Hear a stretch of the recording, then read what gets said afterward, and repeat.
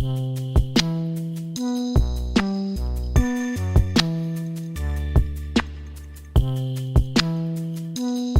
it's Glenn Washington, the host of the Snap Judgment podcast. And at Snap, each and every week, we drop you into someone else's world. Feel what they feel. Duck when they duck. Weep when they weep. And laugh when they laugh. Surprising, cinematic, it's raw. Stories that connect us all. We go there each and every week because we found that it is hard to hate someone if you know their story. Snap Judgment, storytelling with a beat, each and every week. Listen wherever you get your podcasts.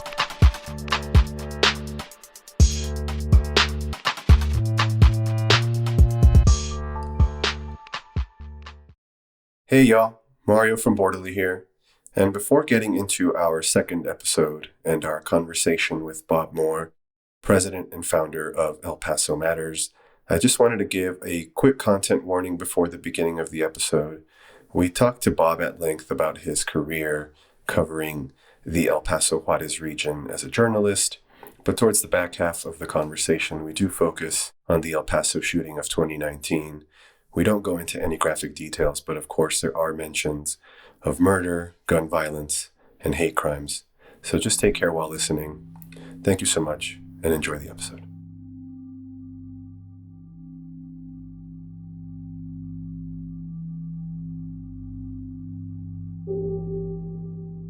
There are days in a city's history that create a before and an after. Moments when an ordinary morning becomes something a community carries for generations. For those of us who grew up in El Paso or who have spent any amount of time in El Paso, one of those days is certainly August 3rd, 2019. That breaking news out of El Paso, where the site of a deadly shooting inside a shopping center continues to develop. Police in El Paso say 20 people are dead and 26 more were wounded. It was a summer Saturday, family shopping, and much like many people still do to this day, people were crossing in from Mexico to run their weekly errands. Nothing was unusual, nothing remarkable. And then, a gunman, driven by racist ideology, hatred in his heart, and a gun in his hand, walked into a Walmart, one that I had shopped at many times growing up in El Paso, and opened fire on Mexicans and Mexican Americans, or anyone who he deemed not worthy of being in the U.S. 23 lives were taken that day. Some of them were Mexican citizens, but mostly it was U.S. citizens who were victims. Dozens more were wounded, and an entire community was shaken in a way that still shapes our sense of safety, belonging, and identity. I think for me, living in Austin at the time and seeing reports on social media and texts from friends, I immediately thought of my friends and my family to ensure that they were safe, not fully understanding the context of what had happened or the severity of the attack, but even thinking to myself at that time, rightly or wrongly, that there was no way that it could have been someone from El Paso who did this. But not even a couple of hours after the shooting began, there were reports of a manifesto that were using words like invasion, targeting Hispanics, targeting essentially people who looked like me or who looked like my parents, and the shooter had driven 10 hours to make his point. So I think it's certainly a day that not only shapes the history of the city itself, but those of us who hold the city close to our hearts.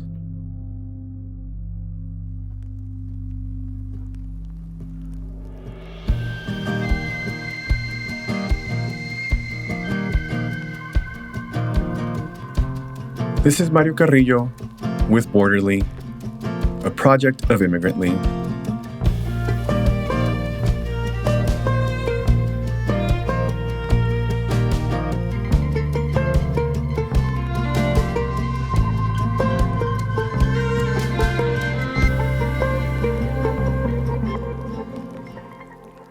In our first episode, we spoke to Dr. Yolanda Chavez-Leiva, who reminded us that the border is a place with a long memory.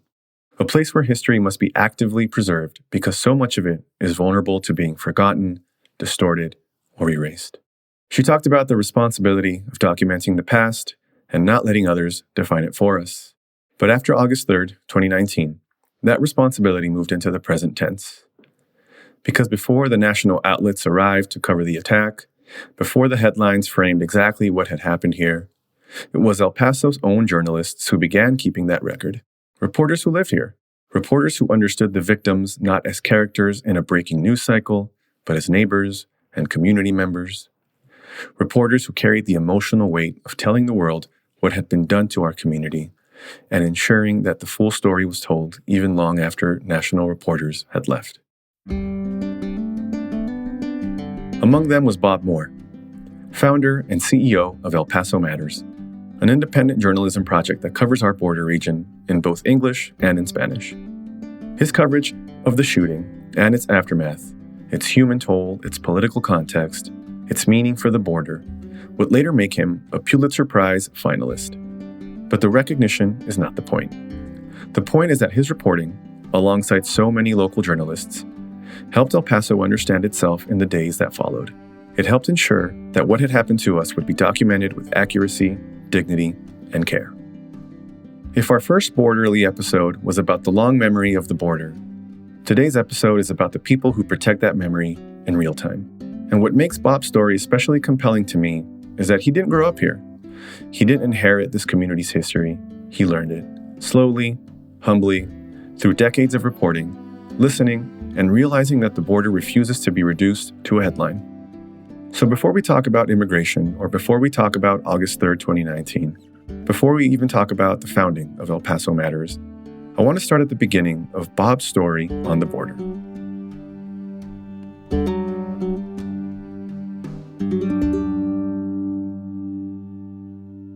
Okay, Bob, thank you so much for joining us. I'd like to start our interview a bit on your own background, on your own story, and how you ended up in El Paso. I know that you're not originally from here. What was it that brought you to El Paso in the first place? And what were your preconceptions of both El Paso and more broadly the border region before having actually moved here? Yeah. So first, it's probably important to note that I'm the son of a career Air Force non-commissioned officer. My parents were from Pittsburgh, Pennsylvania, but my dad joined the Air Force and kind of raised a family all over the United States. And the longest I ever lived in one place as a child was in Japan for 4 years. So kind of lived all over the country. My father had his last assignment in the Air Force in Colorado Springs. So that's where I went to high school. I went to college at a small state school in Pueblo called the University of Southern Colorado then. It's now Colorado State University at Pueblo. I can say without fear of contradiction that I was among the worst students to ever go through that institution. I managed to get myself asked to leave an open enrollment school, which is not an easy thing to do. But I was on the debate team in college while I was there, and that kind of took up a lot of my energy and shaped who I am. One side note that the folks from the border might find funny. One of my debate rivals when I was in college was a young Air Force Academy cadet named Heather Wilson, who's now the president of the University of Texas at El Paso. So 45 years later, we both wind up finding ourselves in the same community. What a small world, Bob. That's wild. It is a small world. Maybe a large extracurricular activity in college. Maybe that explains part of it. When I was asked to take some time off from college, I got a job at the weekly newspaper in my hometown in suburban Colorado Springs, worked there for 6 months, and then got hired at one of the 2 daily newspapers in Colorado Springs, which promptly closed 2 years later. And that's kind of how I wound up in El Paso. The El Paso Times, which was one of 2 newspapers at the time in El Paso, was the first place to offer me a job. I wasn't sure there'd be a second place, so I took it. And I had some familiarity with El Paso thanks to my debating experience in college. We'd come down here 2 years in a row in 1979 and 1980 for debate tournaments at UTEP and El Paso Community College. I got my first exposure to Juarez in those trips, college student. That must have been fun, yeah. You can imagine that was probably the more memorable experience. You know, the one thing about Pueblo, where I went to school, they didn't use the phrase then, but it was a Hispanic serving institution. It was maybe not a majority Hispanic institution, but it was predominantly Hispanic. So I was familiar with Hispanic culture. That wasn't new to me. But border culture, fronterizo culture was very new to me. It was quite an eye opener. I would love to know if, especially early on, to what extent was there a moment or a story that you were working on as you were still relatively new to El Paso that maybe shaped your understanding early on during your time on the border, or if there are any specific memories that you can recall and thinking, wow, okay, this is a little bit different. When I first started, my job at the El Paso Times was I was the night city editor. And so this is in the spring and summer of 1986. And you had the beginnings of true democracy in Mexico at that point. The National Action Party, or PAN, had made some inroads in Chihuahua, and there was a big governor's race that year. And there was a lot of concerns that the PRI would interfere with the election, which they undoubtedly did. And so for a period of time over several weeks, like every Sunday, PAN activists would block one or more of the international bridges linking El Paso and Juarez. And of course, I knew nothing about Mexican politics. And I also learned really, really quickly how important those bridges were to economic activity and cultural activity and just families staying in touch with each other. So that was a big learning experience. My coworkers started calling me Blockade Bob because these activities had never happened until I showed up. And then for some reason, they only happened on Sundays, which was the one day of the week that El Paso Times allowed me to be in charge of the newspaper. So that was a very quick introduction into the nature of the border and how connected these two communities were, and how disrupting the connection between those two communities was a great way to make a political point. Right. That's incredible. So you got an early on glimpse of what life was like on the border for those of us who grew up on it. I think for me, especially having grown up here in the mid 90s, being a kid and crossing the border freely, it was such a different experience to what it is now and has been not now for like the last 24 years since 9/11. So I'm glad you got that experience of what the community was like back then, because I feel like it's changed so much over the last couple of decades. I'm curious what those early beats were that you were focusing on El Paso, because I feel like, and correct me, but maybe nationally El Paso wasn't as widely known maybe as it is now for various reasons. So what was that national perception that you were maybe having to navigate against, especially in a very different media landscape at that point? Yeah, El Paso was obviously a much smaller city than it is now. Immigration politics were a lot different. And as you mentioned, the border was very open. We used to wrap up the paper at midnight or so, walk across the bridge, go shoot some pool in Juarez, have a couple of beers, and then come back. And it was a really easy thing to do because the border security wasn't there. And I always remember one of the first things that caught my attention in El Paso was watching these guys with inner tubes pulling people across the river to come to the United States, like right under the bridge. And there's no border patrol to intercept them or anything. So the politics that El Paso sort of became the focal point of 20 or 30 years later just didn't exist there. So there wasn't a whole lot of national media attention in El Paso. When we did get it, it would tend to be around Fort Bliss. I remember a lot of national media attention descending on the city for the first Gulf War in 1991. But other than that, and other than the occasional, strange story that might catch some attention, there really wasn't a lot of national attention paid to El Paso. So a lot of my time, especially in the late 80s and early 90s, was focusing on politics, local government, education. Also, I kind of started developing a passion for demography. So I really started diving into census numbers and other data to really kind of understand the nature of the community better. And that's something that has stuck with me for the last, 40 years. So next spring will be the 40th anniversary of my arrival in El Paso. Oh, we got to celebrate that, Bob. That's incredible. Yeah, I got to look up what the date was. Oh, okay. Well, once you figure that out, we'll make sure we have a nice big party for you.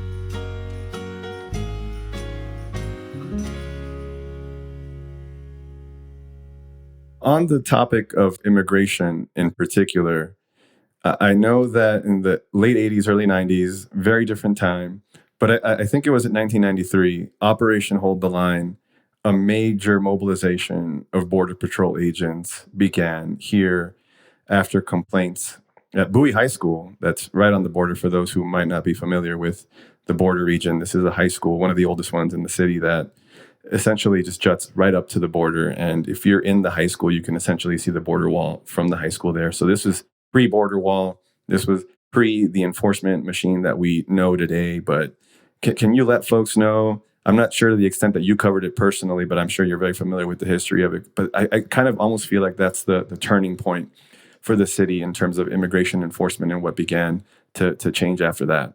And for the nation as a whole. So it's important to note that at that point, the El Paso Border Patrol sector gets a new sector chief in named Sylvester Reyes, who is a local guy. He grew up in Canutillo.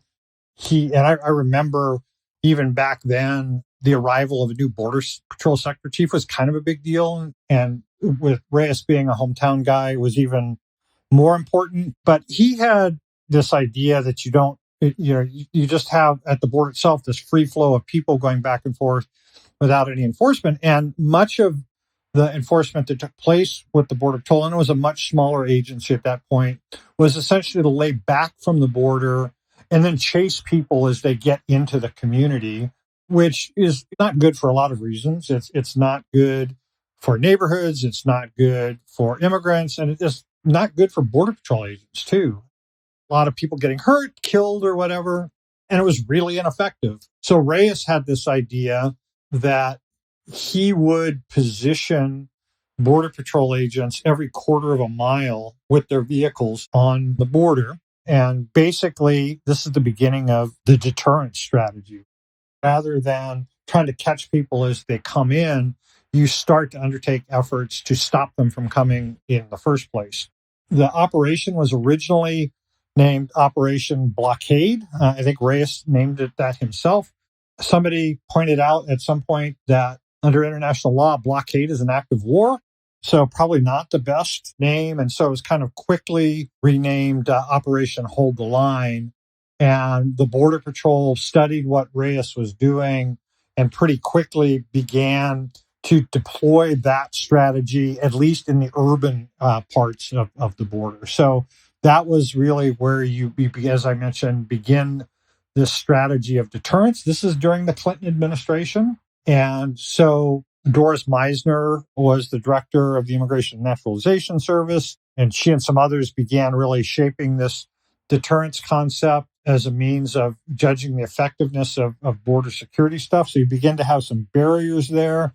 And interestingly, if you go back and look at Clinton administration documents, one of the measures of effectiveness that they would use to determine whether deterrence was effective was whether more people were dying during the crossing attempt because deploying very visible officers in urban areas forced people into more remote, more dangerous crossings. So a higher rate of deaths in crossing as a positive sign that our immigration policy was working. And I think that's something that a lot of Americans never really quite understood, that our enforcement policies, especially deterrence policies, have long been shaped by the idea of what the Border Patrol calls consequence delivery.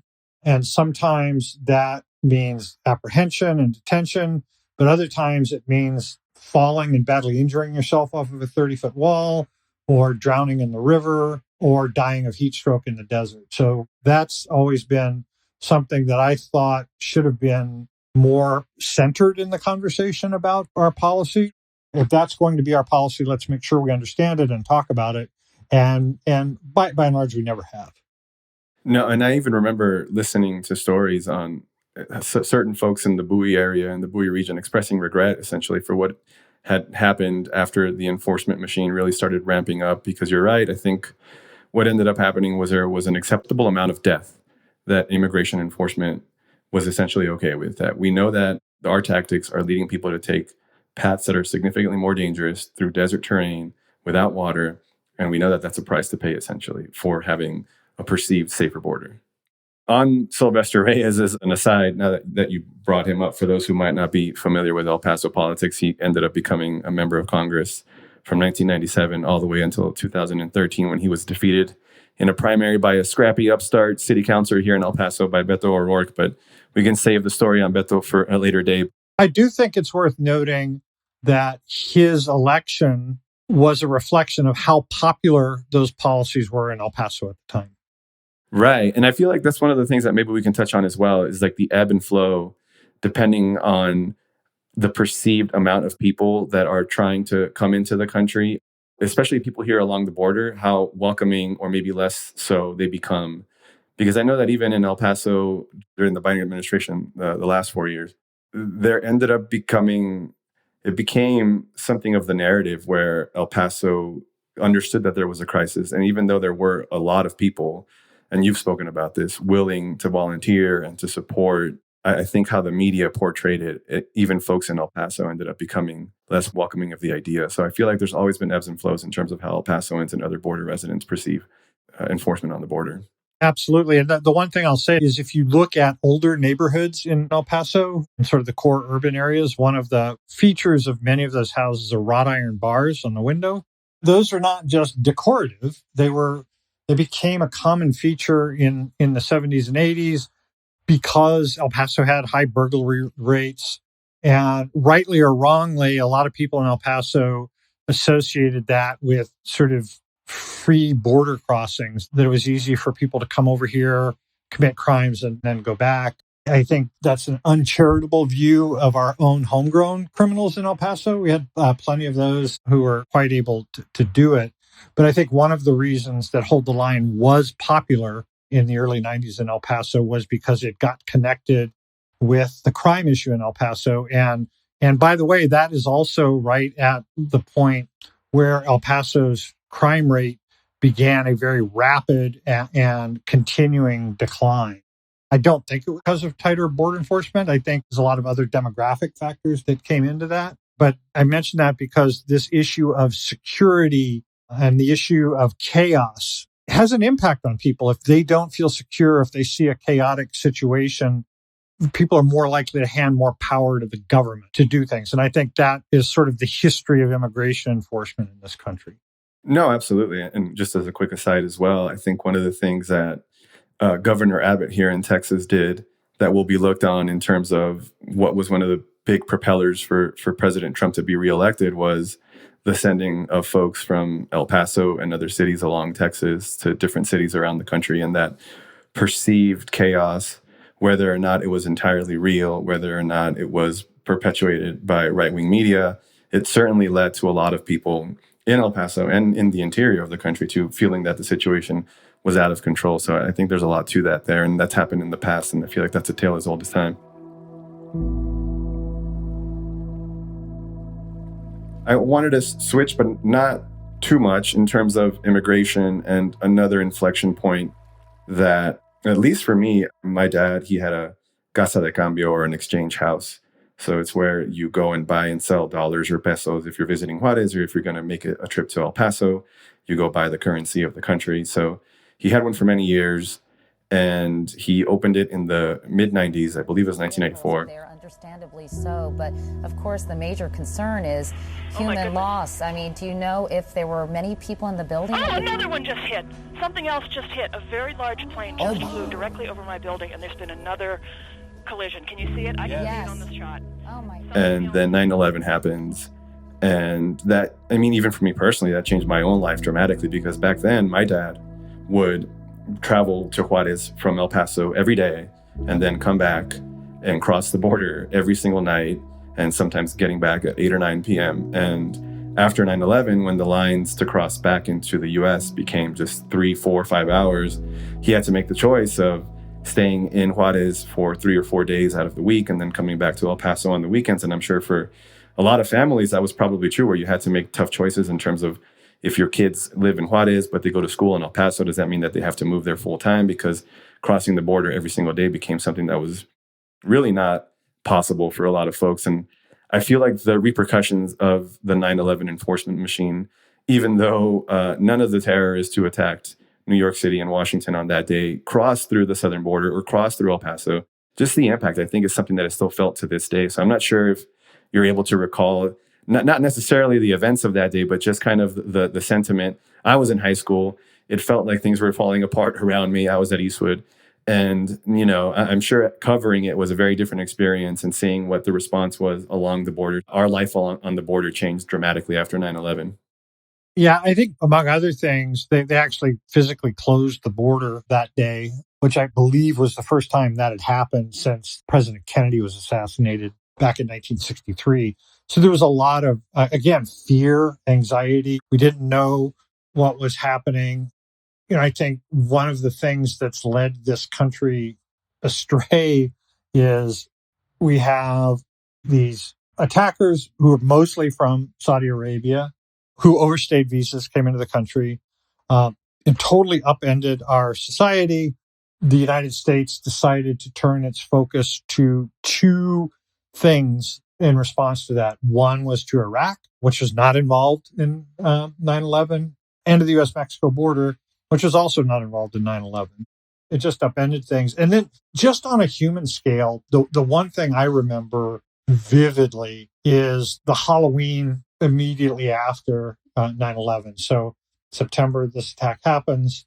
The following October, as anybody who's been here for any length of time knows, one of the beautiful things about El Paso Halloweens is you have this influx of kids coming over from Mexico, engaging in this very American experience. It's super cool. It's such a great expression of our cultures. That worked really well when people could move back and forth. But on Halloween of 2001, this family had come across in an old pickup truck with a camper shell, taken their kids trick-or-treating, and then went back. And there's a long line waiting to come across.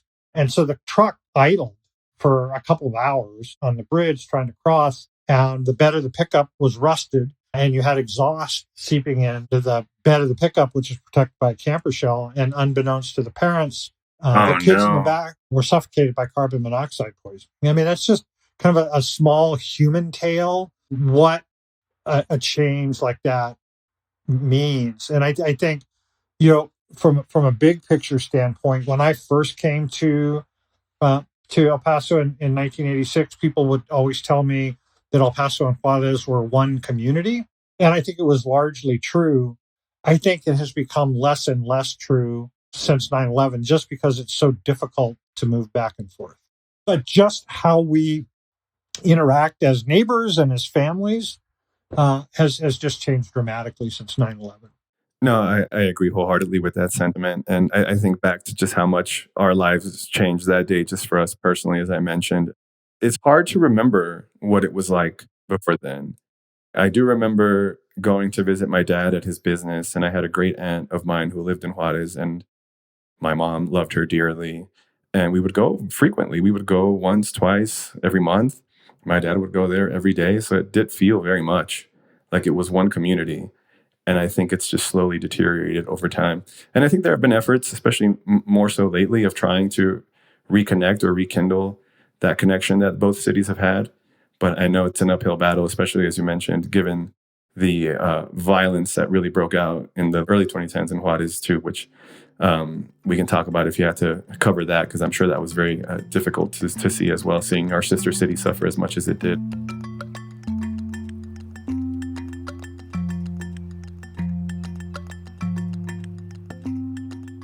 Continuing on the theme of El Paso through the lens of immigration, I know that you've reported on the city for a very long time, but it always feels like, to an outsider's perspective, El Paso is a desert town that really only makes the news in relation to its proximity to Mexico, and therefore its proximity for people who want to get to the US. But what are those things that have changed over time in the immigration discourse? And what are some of those that remain the same, or maybe now even become exacerbated over the last, especially 10 or 12 years? Going back to Operation Hold the Line, it's important to note that all of the activities that Sylvester Reyes put into place were all really built around one thing, and that's to stop single Mexican men from coming across and seeking work in the United States. That's what immigration was back in that era, and really up to 9/11. The idea of permanently relocating families into the United States as a form of unauthorized immigration, at least. It was just not something we saw a lot. But that began to change over time, first with Mexicans. So post 9/11, one of the consequences of hardening the border and making it more difficult to cross is that workers couldn't count on being able to cross multiple times. So once they crossed, they needed to be prepared to stay here as long as they needed to in order to raise the money or whatever they were trying to do. That also increasingly meant that you had Mexican families that were beginning to cross more, not just single Mexican men. But all along, our immigration enforcement system was still really set up to stop single men. And that continued really up until the last couple of years and still continues in many ways. And so, depending on the economy and people's anxieties and things like that, immigration focus in the United States kinds of waxes and wanes all the time.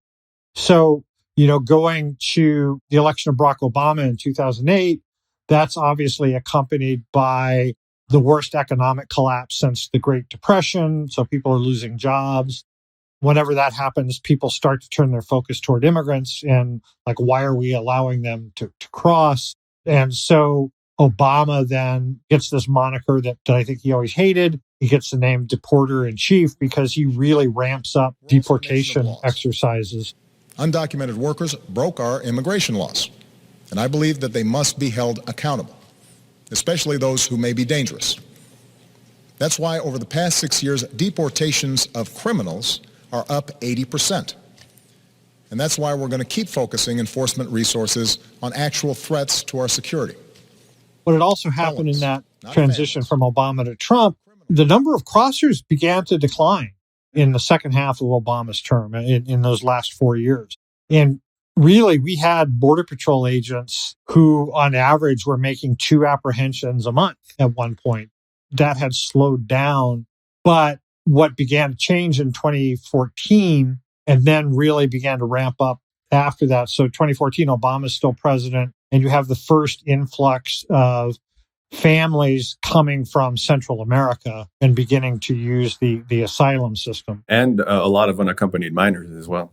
Unaccompanied minors. So the parents often came first, and then they send for their kids later. And so that's when you have the first imagery of kids in cages. A lot of people have forgotten this, but that was actually during the Obama administration. I've had the opportunity to interview a lot of the people who worked for Obama in the Office of Refugee Resettlement, which handled unaccompanied kids. And they talked quite extensively about the mistakes they made. And they actually put in a pretty good playbook after that the Trump administration followed at times and then didn't follow at times. So you initially have, starting in 2014, this surge of immigration from what's known as the Northern Triangle of Central America, Honduras, Guatemala, and El Salvador. Lots of families, lots of unaccompanied kids, but they're all still being interdicted by a Border Patrol system that is set up to handle single men. There are struggles to house these people temporarily while they're being processed. And it's this mess that begins to get created.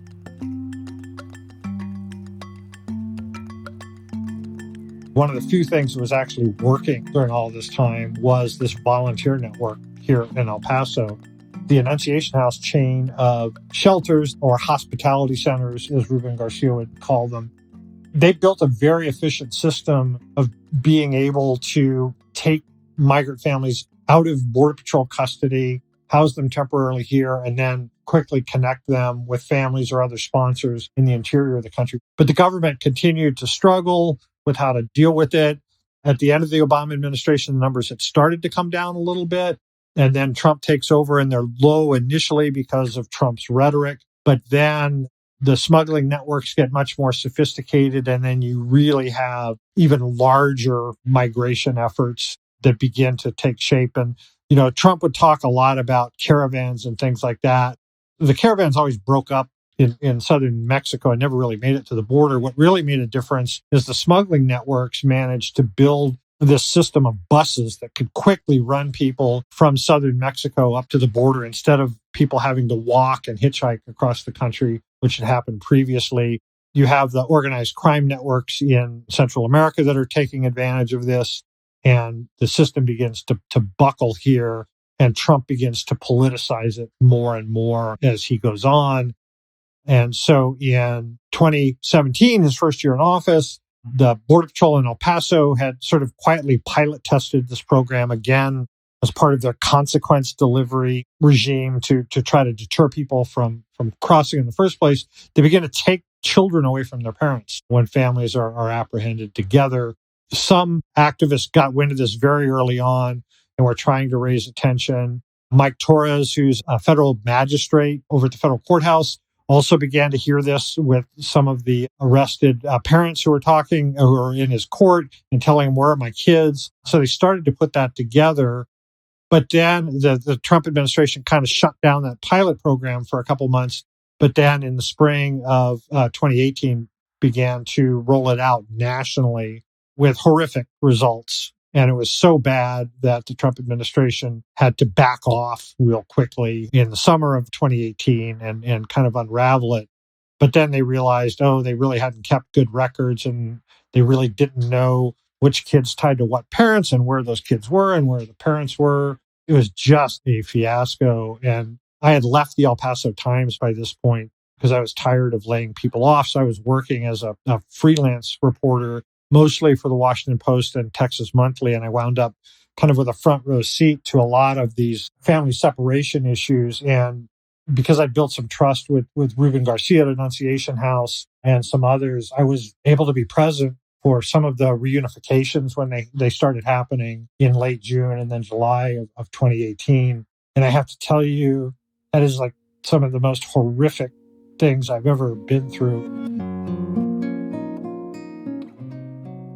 People will say, it must have been so nice that when the kids finally saw their parents again, they must have been so happy. And I have to tell them, no, they thought their parents had abandoned them. The damage that our government did to those families for no real purpose other than try to scare the bejesus out of other people in Central America is one of the most shameful events I've ever seen in our country's history.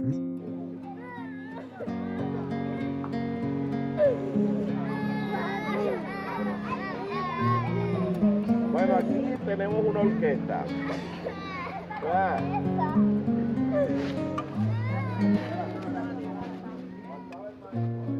It's almost impossible to fathom that there's anything that anyone from the advocacy space or anyone who is against the administration, that they would change their tune given who they have running immigration enforcement with the likes of Stephen Miller. And yes, I remember that so vividly. I was already working in immigration enforcement, and just the horrors, the stories, the audio, I'm sure you remember clearly. That was what put an end to it, because hearing a baby crying for minutes upon minutes and listening to a Border Patrol agent mocking the baby for crying, that was too much.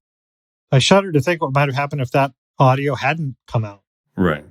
That was a difference maker. But yeah, I think here we are only 7 years later. I doubt that kind of public outrage would move the Trump administration to reverse course. They become much more hardened against even showing what they view as signs of weakness by switching course in the face of public outrage. No, absolutely. I agree wholeheartedly. And I think what you've seen in places like Chicago and Charlotte and other cities, Trump's going so far as to say that he feels that they're not going far enough. I think it shows us the dramatic change in how they view it, even 7-8 years later.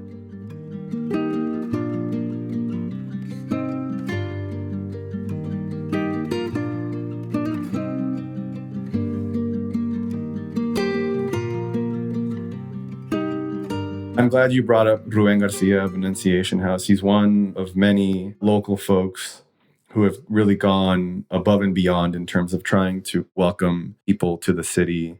Them, along with Las Americas, along with Estrella del Paso. There are so many folks who are dedicated, and even those who don't work for nonprofits, that want to ensure that El Paso continues to be a welcoming place, and who also want to continue the fabric of the community that has been built over decades here. And I even include the work that you do at El Paso Matters as wanting to ensure that the community is informed of what's happening. And honestly, I think El Paso Matters is one of the best things that's happened to the city. So I really want to commend you for that. I want to talk a little bit about that welcoming notion, that welcoming community that we've built, And I think we'd be remiss to not bring up what happened on August 3rd, 2019 here in El Paso. I wasn't living here at the moment. I was still living in Austin. I hadn't moved back yet, but I just remember texts and messages. And back then when I was still on Twitter and when it was still called Twitter, just seeing everything unfold. And obviously there was not a lot of information early on in terms of what was happening. But I think that fabric that we had worked so hard as a city and a community to build up was attempted to be destroyed in just one day and one Saturday afternoon. So first, it's important to center it in the conversation we were just having.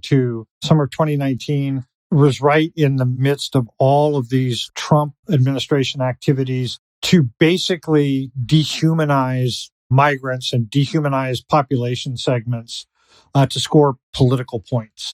This is when you first begin to hear immigration described as an invasion.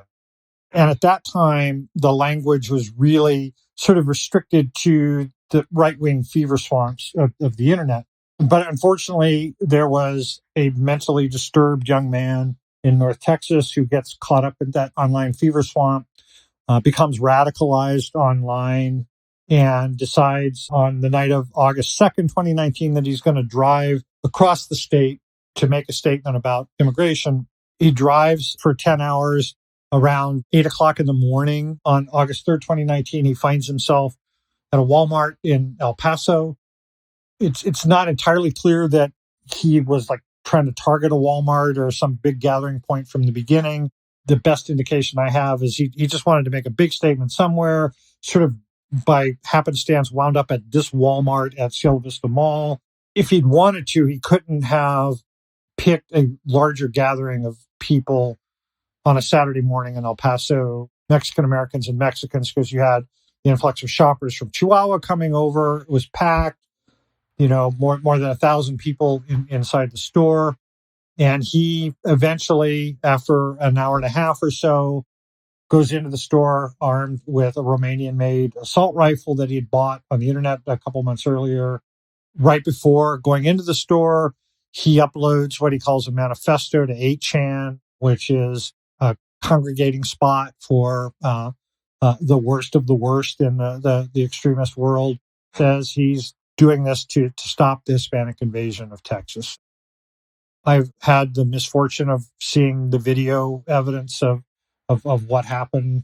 He kills one woman in the parking lot, starts shooting at a girls' soccer team that's raising money outside the store, goes into the store, kills a couple people going in, then goes to a bank that was inside the Walmart in this kind of very confined space and just opens fire on a bunch of people inside the bank. And at the end of all of this, 22 people had died within the first 24 hours of that shooting.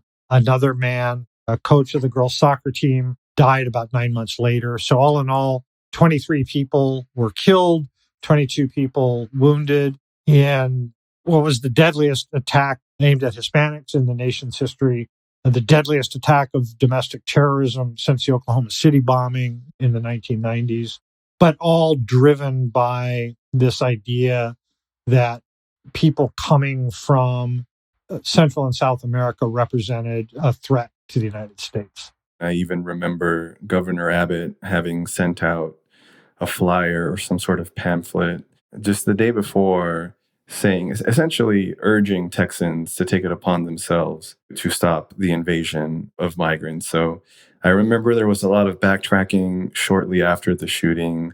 There was a lot of promises, making sure that their language isn't deemed as part of the problem at radicalizing. I think that has long been forgotten now. This many years later, I don't necessarily think that they care to police their language too much on how they talk about immigrants, especially when they're being led by Donald Trump. So I appreciate you walking us through that horrible, horrible day through the eyes of a journalist. Obviously, what happened that day became national news immediately. I was out there real quick. I was working for the Washington Post at the time, and that manifesto surfaced very, very quickly. So it was very evident within the first couple of hours of the shooting what the motivation was. We didn't have quite the picture on how bad this was. I ran into Jaime Esparza, who was the district attorney at the time, later that afternoon, and I just said, how bad? And he just And I didn't realize that his sister was in the store and had survived. And he just looked at me and said, "It's really, really bad." And it was later that afternoon that we got a more complete picture. But almost from the get-go, there was this well-established nexus to white supremacist terror. Yeah, and I think to paint the picture in terms of the location of this Walmart for folks who might not know, it's one that's so centrally located that you can be in Juarez within 10 minutes of leaving that Walmart. It is so close to the border. It is right next to our major shopping mall in the city. And I just remember from afar, this sense, and I don't know if it was right or not, I still don't know, but it almost felt to me immediately that there's no way that someone from El Paso would be capable of doing something like this. And of course it's possible, given the nature of our country, any of that is possible, but just how everything happened, and especially once it became clear what the motivations were, it just felt almost surreal to see it happen. And I wonder, from your perspective, having covered the city for so long, what role, or if any, did you take in terms of the coverage after to make sure that folks who were coming in from national outlets who didn't know the city very well, what did you want to make sure that folks took away from El Paso, because it became such a mark for our city in terms of what people knew about us? So given the fact that you had worked here, there was going to be a lot of reporters parachuting in, trying to tell the story, making sure that they told it well. I think everyone did as good a job as they could with the information that they had. But was there anything that you were hoping that the national narrative could become after the shooting? The one thing I wanted was for this not to just be labeled, the latest mass shooting. Again, that's another unfortunate part of where we are as a country right now. These things have become very, very commonplace, especially in Texas. It was complicated on August 3rd by the fact that there was another mass shooting that night in Dayton, Ohio, kind of got conflated for a while. So I was on CNN at one point and really trying to drive home this point. This is not just a mass shooting. This is an act of hate, an act of domestic terrorism, and we have to treat it as such. And I was also trying to inform people as best I could about what a welcoming community El Paso is. And I think the media saw that in the various gatherings that we had. The one big national story I got while I was covering this is I'd gotten a tip that when President Trump, who came out here against the wishes of virtually the entire leadership of the community, went to University Medical Center, he asked to meet with the families of the survivors who were still hospitalized there. And to a person, they all said no. And I had a source who kind of leaked that information to me. University Medical Center, to its credit, they could have kind of ducked the question. They confirmed it for me. And that was a powerful moment, I think, for El Paso, and a very embarrassing moment for the president.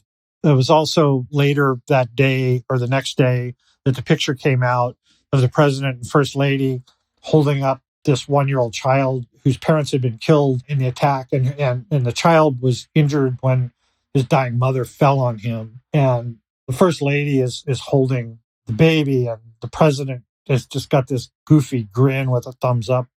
That image is still burned in my mind as just a kind of a summary of kind of his thinking and how he viewed the shooting. But the other thing I knew about the media reaction is that they were going to go. I mean, we had maybe a week at the most that we would be in the spotlight, and then other news would take place. And I knew that we in El Paso, not just the media, but the entire community, would be dealing with the consequences of this for years to come.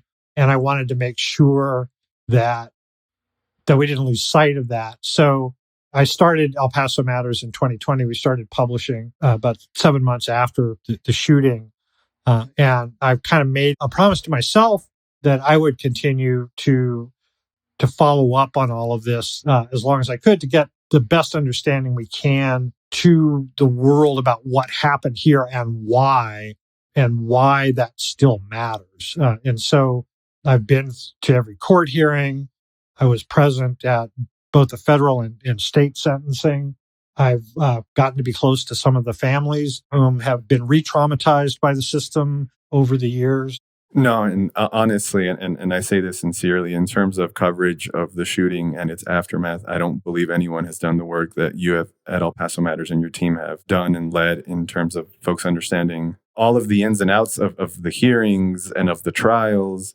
And I know There's one story in particular that just hit me so hard as an El Pasoan, from April 22nd of this year, of when two of the victims who had lost family members in the shooting had chosen and asked the judge if they could hug the shooter. And yeah, I get choked up even just thinking about it, Bob. But I'm wondering, that was almost like the culmination, right, of almost 6 years of coverage of such a heinous act. And it almost wraps up entirely with two El Pasoans wanting to show compassion. And I don't want to speak to what their motivations were or what they might have been thinking, but I'm just curious, as you reported that story, and I encourage folks to go and read it, what you got out of it from Yolanda and Adriana wanting to hug the shooter. So it's important to note, again, for the context that we've been talking about here of how our El Paso and Juarez are linked. One of the women was from El Paso and one was from Juarez. The woman from El Paso had lost her brother. The woman from Juarez had lost her husband.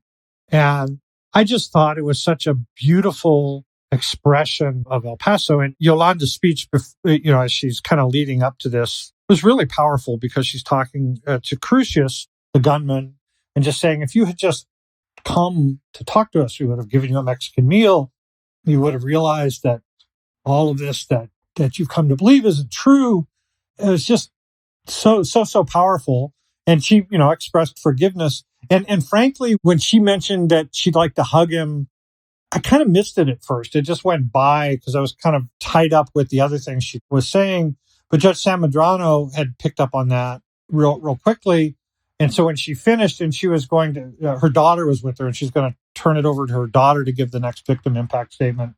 And Judge Medrano stopped her and said, just a second, ma'am, you said it would make you feel better if you hugged him, but that's not allowed. And she said, yes, Your Honor. And he said, go ahead. And so this came out of nowhere.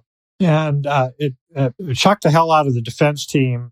Sure as hell shocked Patrick Crucius. And I was kind of watching him very carefully as this beautiful woman walks across the courtroom, assisted by this massive security presence that was really there for no other reason than to keep the victims' families away from this guy. And so they take her over and she reaches her arms around him and says something. And he's handcuffed, and so he doesn't know what to do with his hands, and it's very, very awkward. And he's very socially awkward to begin with. But I could tell on his face he was not at all pleased with what was happening. And I looked up at the judge, and he had turned his head away and was just sobbing. And then I hear sobbing all around me. Shit, I'm crying too. Yeah, I can't imagine. This really, really powerful summary of what the border is, this welcoming community, even to the point of willing to forgive somebody who has inflicted more damage than you can imagine. But, I talked to some experts on forgiveness after this because I'm trying to make sense of it and I can't. And one of the things that I learned was that the act of forgiveness removed whatever shred of power he had over these families. They just basically said, "You're not part of our lives now. You're done. We're moving on." So it's not just this very Christian act, which it was for both of these women, but it's also a very powerful act of saying, "I am in control of my life. I know who I am. I know who we are as a community. You don't get to define us. You don't get to control us." And that was just such a powerful way to close that chapter in our lives. And I think in some ways allowed the community to start moving forward a lot more. Obviously, the political rhetoric around this has just gotten more intense, as you've mentioned. So it's not like anti-immigrant sentiment ended because these two wonderful women who live in our community spoke out. It's still there. But I think they've just given a powerful witness to who we are as a community. And that's what I love to focus on.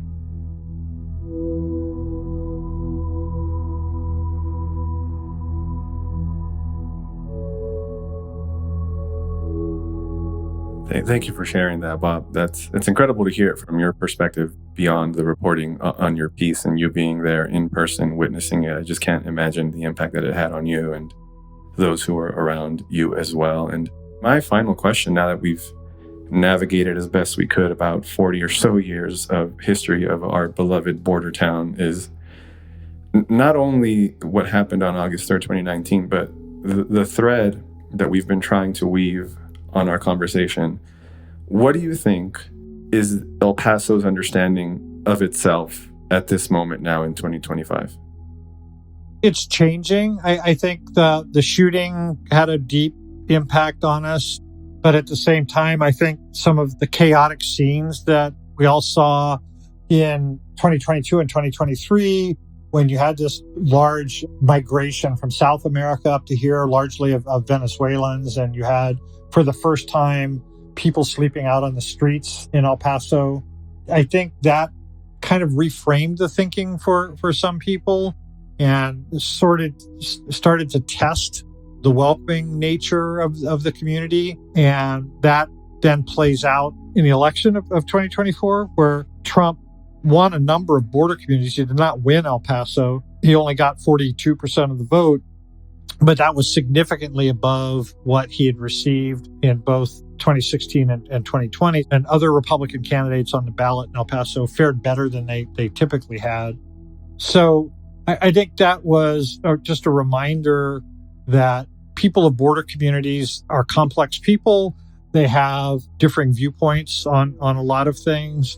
Nobody should take them for granted politically. Ironically, I think in some ways Trump and the Republicans are taking them for granted now, just as Democrats took them for granted before. So hopefully the 2024 election results serve as a wake-up call to both parties that to win the votes, you need to work for it. And I think kind of a reminder to Democrats that people don't like broken systems, and this is not to put the blame on Democrats for the immigration system being broken. There have been a lot of chefs in that kitchen over the years, but people run out of patience after a while. And so we've got a lot of work to do as a country. The people of the border are great models for what the country should look like. And hopefully we can continue to be that. I love living on the border. I love the people here. And we have our problems. I'm not denying that. We have our challenges. But this is a great place to be. And I wish more people understood that.